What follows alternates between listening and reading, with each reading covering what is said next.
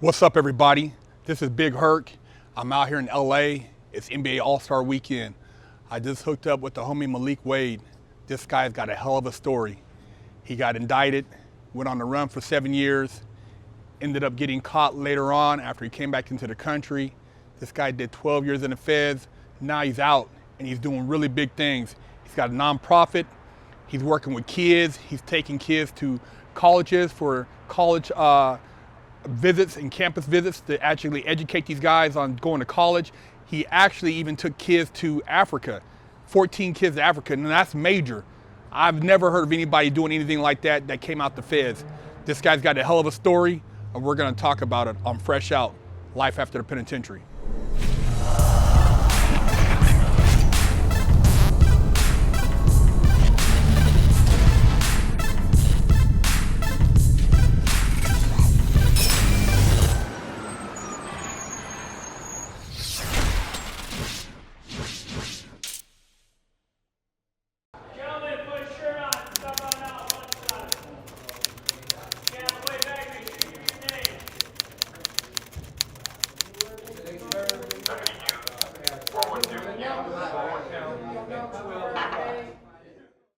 What's up, everybody? So I'm here with Malik Wade.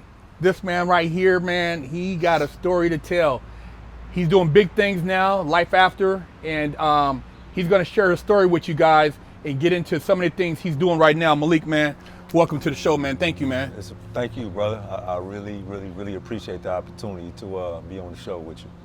So why don't you tell the people a little bit about, we'll get into what you went in for later on, but what are some of the things you're doing now as far as life after? You know, I know you say you got out in 2012. What are some of the things you're doing? Right now I have a mentoring program. The name of the program is called SIG. It's a mentoring program where I have 15 young men, African-American men from San Francisco that I mentor. I go into juvenile hall twice a week. I go into San Francisco Juvenile Hall every Tuesday. I go to Log Cabin Ranch, which is another juvenile facility. I go there every Wednesday. I just released a book in June, Pressure, from FBI Fugitive to Freedom. I do a lot of speaking. I'm still connected with this program at Stanford Law School called Project Remade that I was able to get into when I got out of prison. And I still do work with Cal Berkeley. I just recently spoke about a month ago at Cal Berkeley at the law school. And how'd you get into all of that, man? Because, you know, a lot of people, when they get out, I mean, man, you're tied into like some very powerful things. I mean, what got you on that path? 14 years. You know, getting sentenced to 14 years and 1 month in federal prison. You know, from my first day in prison, I knew I had to change my life. So I started planning immediately. You know, in the county jail, the first day I got arrested, I started planning. I knew exactly what I wanted to do. So the things that I'm doing now, they're not happenstance or by accident. They were they came as a result of very methodical planning. Wow. And what did you initially get caught up for? I was indicted April of 1993 on a conspiracy to distribute cocaine, which the statute is 846. I was selling drugs basically from California to Pittsburgh, Pennsylvania, and Louisville, Kentucky. So I was ultimately indicted, and they were seeking a life sentence. So I left the country and stayed on the run for the next 7 years. And when you were on the run, like what were some of the things you were doing to like, you know, survive, man? Because a lot of people be like, oh man, you know, if I'm gonna escape from prison, I mean, you avoided a lot of that. How'd you survive while you were on the go? Initially, I had some money saved up. Okay. Initially, but then, you know, for a lot of the years that I was on the run, I still had my hands. Okay. My hands were still involved with certain things. So pretty much I had to do what I had to do because I was facing a life sentence. So at that point, it was like I felt like I didn't have a choice. I had to survive. I couldn't go get a job. And how'd you eventually get caught? I was arrested April 12th of 2000 in Minneapolis, Minnesota. They were following, they had my father's phone tapped. So the feds, they were coming to my father's job, which was in California, and they had his phone tapped and they were following him. So they eventually tapped his phone. I had gotten lazy. It was 7 years. I think I was getting tired mentally. So I started calling landlines. So I called the landline. I called from the condo where I was staying. I made a direct phone call from there to my father's business, and they traced the call, and they picked me up in Minneapolis, Minnesota. So, is there a statute of limitation when, as far as if you're on a run like that, or at any given time, since they have that open indictment, they can pick you up? No. Once you're actually indicted, there is no statute of limitations.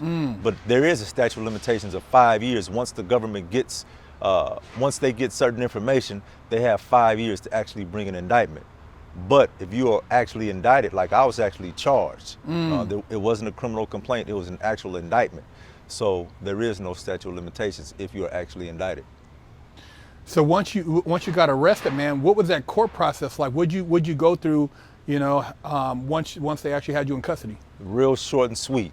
I was facing a life sentence, so my first day in court, I copped to 15 years. Wasn't nothing to talk about, wasn't no, I'ma fight, didn't file any motions. I think I might have filed one motion or something like that, but I was arrested. Once I was arrested in Minneapolis, Minnesota, my charges are in Pittsburgh, Pennsylvania. So it took me 2 months to be extradited back to Pittsburgh. Okay. I got there on a Friday. I visited with my lawyer on Saturday morning. Monday morning, I had agreed to a 15-year sentence in federal prison.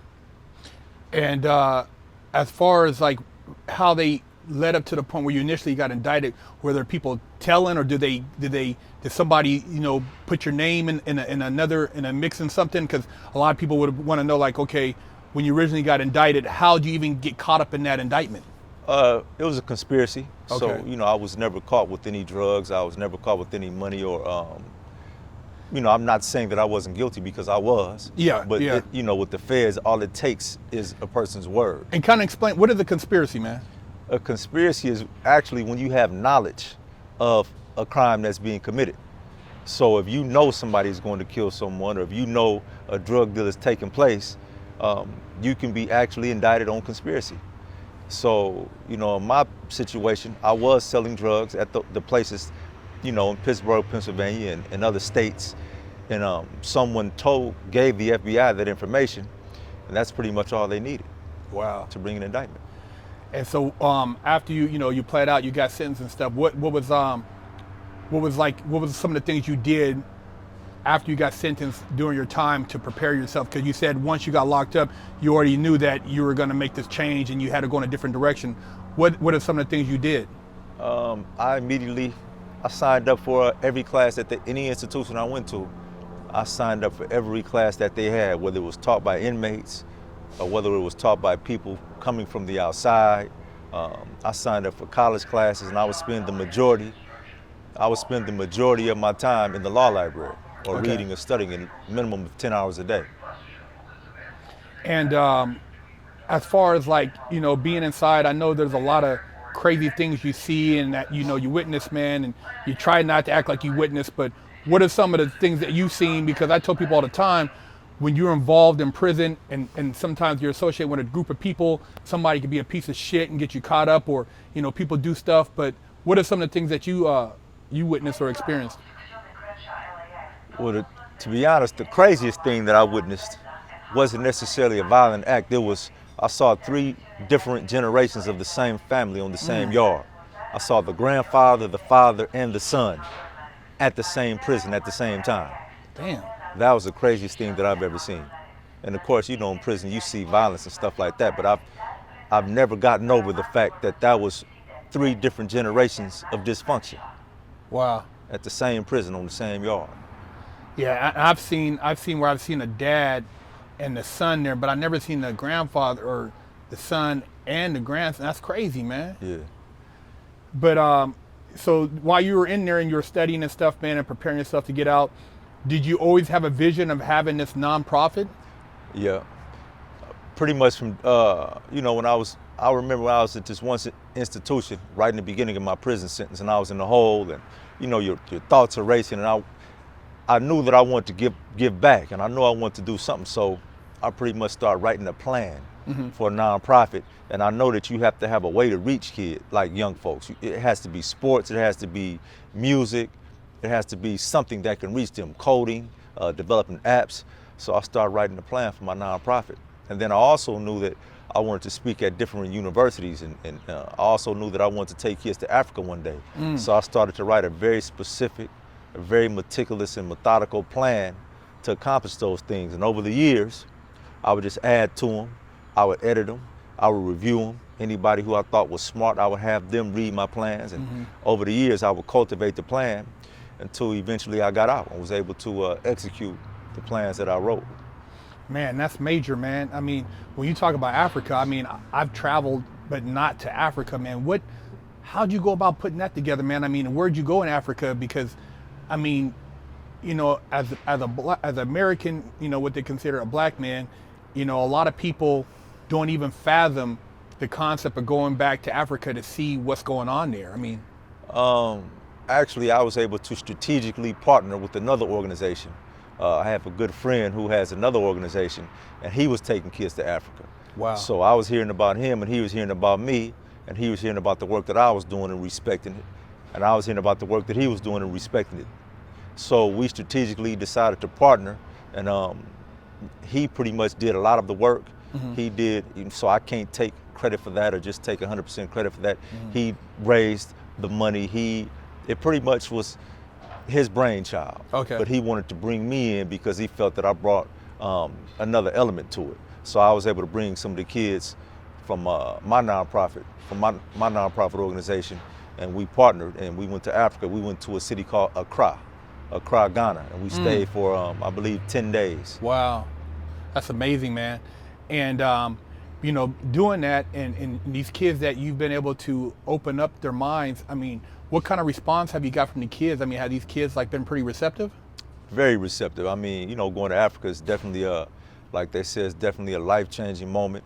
I was able to actually physically go into the dungeons where they kept us. Wow. They're still there. They were That's built crazy, in the 1600s. man. So I was able to go into the dungeons. I was able to walk the actual slave routes. Wow. They have a river called the Last River where they would take the slaves to give them a bath before they sent them to the dungeons. So I was able to walk the route of the Last River. Wow, that's deep, I was able to walk on the shores with the ships, because once you leave out of the dungeons, it's some sand, and that's where the ships would come above, you know, above Sea level? to the shore. Yeah. So I was able to walk that route, come out of the dungeons and walk to the route where the actual boats were that would take us, you know, through that middle passage. Wow, that's crazy, man. And how are, you know, now that you're, you know, you got your program going, like, what are some of the things you got going on for the future, like to reach out to bring more people aware of just like the youth, you know, problem with the youth in the communities and education? What are some of the other things you got going on? Well, like I said, right now I'm promoting my book, so I'm using the book as a way to engage folks, but I also have a curriculum that goes with the book. So I do a lot of speaking. I go to Juvenile Hall every Tuesday, another, like I said, Log Cabin Ranch every Wednesday, and I go to different high schools and middle schools. So I'm going on a national tour, and the tour is called I Am Concerned Tour, because everybody's concerned about something. So the tour is hashtag I'm Concerned. And I'm taking the tour nationwide, and I'm taking the message to the people. I don't want to be the voice, but I want to be a strong voice for at-risk youth. I look at the internet and I don't see anyone who's developed a national platform and taken that platform as far as being a strong advocate for youth, whether it's the LA, the north side of Philly, West Baltimore, Compton, Watts, etc. I like to be a strong voice for at-risk youth, particularly those who may be on the fringes of being caught up in the system. And you're very articulate, man. You're well-spoken. I can tell you that you're very well-educated. You know, have you been to college? No. Wow. Just I was always, you know, kind of different cat for a drug dealer, because before I went to prison, I was sort of well-read. I was already reading, you know, Solidarity Brother on the streets, or you know, the autobiography of Malcolm X and the ISIS papers, and I was already reading a lot before I went to prison. So when I went to prison, you know, with 14 years, you know, I had a lot of time to read and study. So I would read for 10 hours a day, and I wanted to master the English language. I wanted to master the ability to be able to articulate myself, whether it be orally or in the writing, you know, in writing.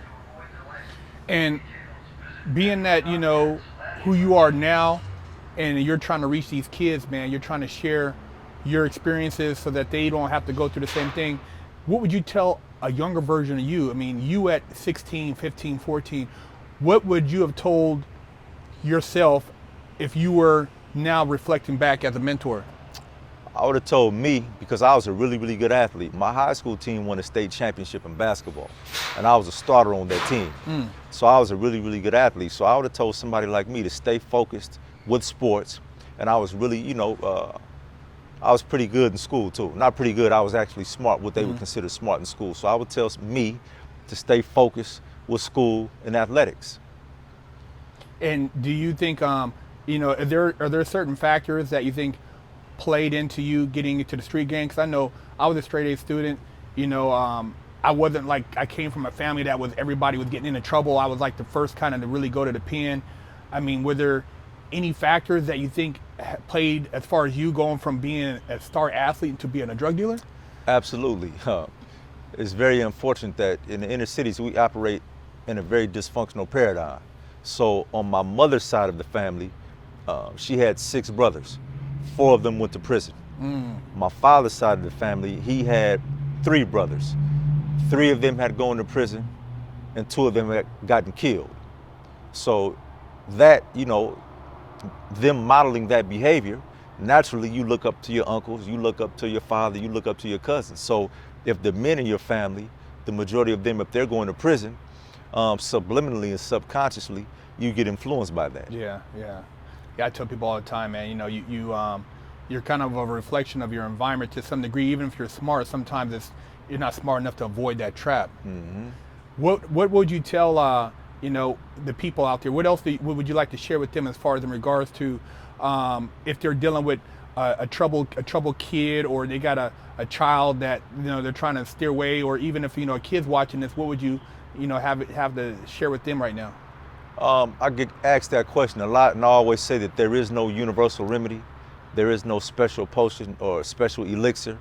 We have to give them exposure to positive outlets. Obviously, athletics is one, and of course, I don't necessarily mean you have to try to be the next LeBron James, etc. But athletics is one. The debate teams, being involved in positive activities, learning an instrument, just giving your kids as much exposure to positive outlets as possible. We know that the environment can be overwhelming, but the environment can also be overcome and transcended. There are thousands of stories about people that have transcended their environments. You have guys that come from South Central LA or New York and East St. Louis that have transcended those environments, that have gone on to become lawyers and doctors and engineers. So I believe parents should give their kids an opportunity to be involved in as many positive outlets as possible, stay on top of them, track them, and do the best you can. But as we know, parenting, there is no blueprint for parenting. That's right. I mean, there have been many mothers, grandmothers, and parents, kids who've grown up in 2-parent households where the parents have done everything that they can do, and the kids go astray and make a left turn when they should have made a right turn. And do you think like your education played a big factor? Because I know, being that you were already pretty smart on your own, once you got in, you were able to see a lot of things like a lot of guys didn't see, because you grew up around a lot of guys who maybe weren't as well-rounded, so it was harder for them to see what you see. Do you think that played a big factor? Yeah, I always had a little bit of vision for a young guy. Like, I was always different for a dope dealer. I'm 47 years old. I've never used a drug in my life. I've never smoked weed. I've never had a beer in my life. But obviously, I wasn't a square. I'm full-fledged in the streets. I've been busted, I've been convicted on firearms possession on 4 separate occasions. I'm an armed career criminal, and I pled guilty to 15 years in federal prison. Wow. I've sold drugs in, Louisville, Kentucky, Minneapolis, Minnesota, Pittsburgh, Pennsylvania, Indianapolis, and several different places. So I was in the streets, but being smart, when you're smart, sometimes you're too smart for your own good. And a lot of youngsters, like I was, they too smart for their own good. And they end up with a life sentence in federal prison. Or they end up, with 20 years or 30 years because they think that they can get away with certain things. And that was, I think, ultimately my downfall, being arrogant. Thinking I'm smarter than everybody, thinking I can outsmart the feds, thinking you can't outsmart the feds, and you can't outsmart informants. Because somebody always gonna tell it. That's right. So How would the people reach you, man? I mean, you got so much going on. There's so much information. If people want to reach out to you, what's some of your social media outlets, or how would they email you if they want to get you to come and talk at their school or college or business? I mean, you know, my Facebook page it's under my name, Malik Wade, MalikWade. The Instagram is my name, Malik Wade _SIG, or you can go to my website, which is malikwade.com, MalikWade.com. So, you know, I have contact information on there. I have a landing page on there where you can leave your email address, etc. man, that's great shit, man. It's a breath of fresh air, man, to hear a brother that can articulate himself, that's not promoting ignorance, that's actually a positive role model that's trying to get back to the kids, man. And I really appreciate you coming out to the show, and I'm glad, you know, we were able to connect NBA All-Star Weekend, you know what I mean, and actually get this interview in, because I know we had, I think, communicated before, but you were in the Bay, and I don't really get up that often to the Bay Area, so it's really a blessing, man. I really appreciate you coming to the show, sir. brother. I appreciate you. Yes, sir. Thank you, man. Yes, sir. Malik Wade, Fresh Out, Life After the Penitentiary. Yeah. One love. So I'm sitting here with Malik Wade's book, Pressure, From FBI Fugitive to Freedom. It's a book about redemption, and Malik really sets it out for you guys. You guys should really pick this book up. From drug dealer to community leader. Pressure is Malik Wade's compelling, brutally honest description of his descent into the underworld, his years as an FBI fugitive, his incarceration, and his ultimate redemption. Wade began dealing drugs in San Francisco's infamous Sunnydale housing project at age 15. By 19, his network reached from the Bay Area to Washington, D.C. By 22, he had made the FBI's wanted list. By 29, he was serving 14-year stretch in federal prison. In prison, Wade began a rigorous program of self-improvement. He would emerge from the darkness of prison a changed man. Once released, he enrolled in Stanford Law School's Project Remade entrepreneurship program and began speaking about his experiences at UC Berkeley and other universities. Then in 2013, Wade founded the Scholastic Interest Group, a nonprofit dedicated to helping at-risk youth. In addition to a gripping personal story, Pressure is also a social commentary. Wade chronicles the societal forces that shaped him, and he explodes many of the myths about drug dealers, prison, and growing up in the inner city. A vivid, authentic account of triumph of the human spirit. Pressure is a revelation with the power to open minds and change hearts. Look up his book, Amazon, Google it, check out his website. A very deep book that's going to definitely impact your life. Lockdown's over. Get your yard time in. Exclusively at FreshOutSeries.com.